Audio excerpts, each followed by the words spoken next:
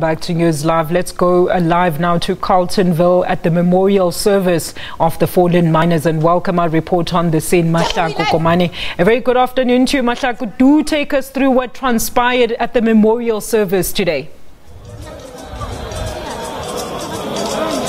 Hi, Alicia. We are indeed here out at Carletonville where the memorial service for the 5 miners that were trapped here was held. Today we came here and, there was a bit of an issue between the two unions, which is NUM and the AMCU guys, with AMCU people not wanting representatives from NUM to address the crowd.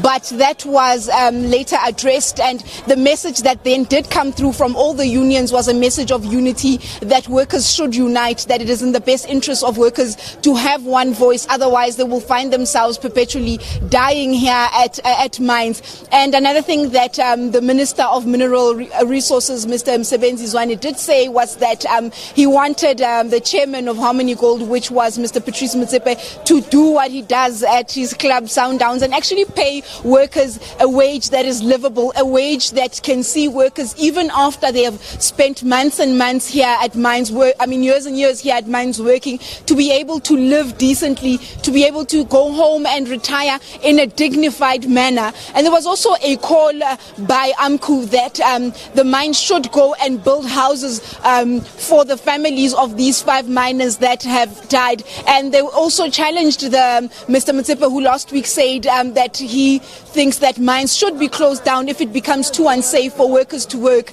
AMCU then came, the president of AMCU, Mr. Mtendra, came and said that that is not true. Instead, that mining has become safer over the years. That's the research, that research has shown that, and they should look into doing research and doing things that will ensure that mining operations become safer for the people that have to go underground. All right, Mahlaku, as you've mentioned there, we saw very high-ranking officials from government and business. I want to ask you, did Minister Msebenzi Zwane outline any means for government to try and regulate the safety when it comes to mines?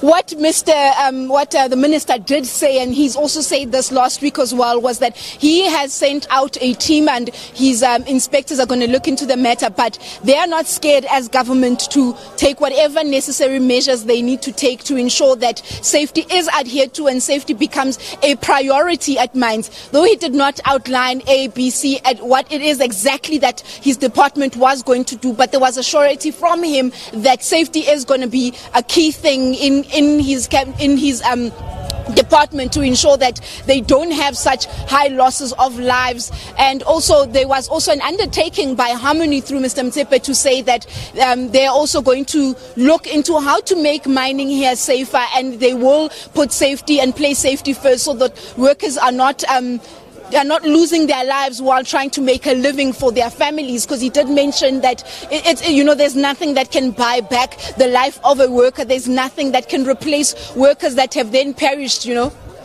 All right, and of course the families, Mahlaku, did you manage to speak to any of the families there, and how are they coping?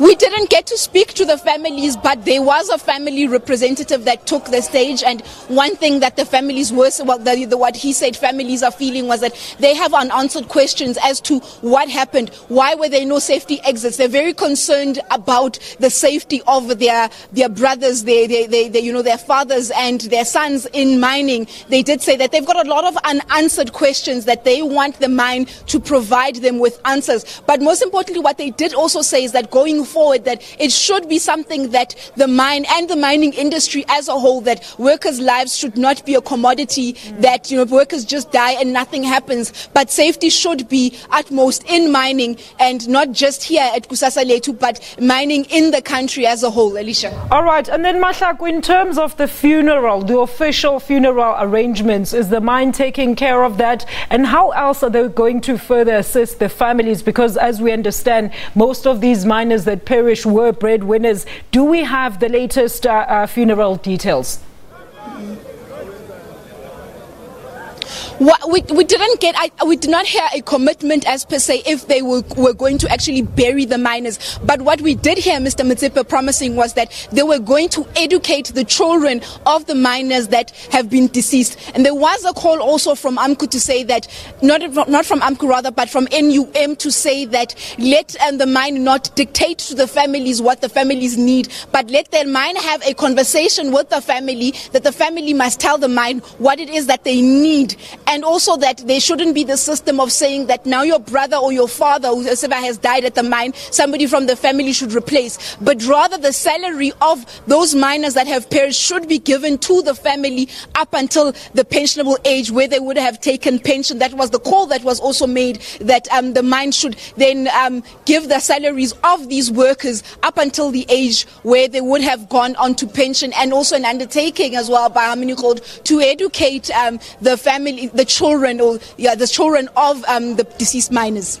All right, and Mahlako, I heard you say something very strange here. You were saying that Joseph Mathunja was saying that the safety in mines is actually better than in previous years, but didn't AMCU threaten legal action against the mine just last week during the course of course, the rescue mission? And did they make any indication as to whether or not they will go ahead with their court action?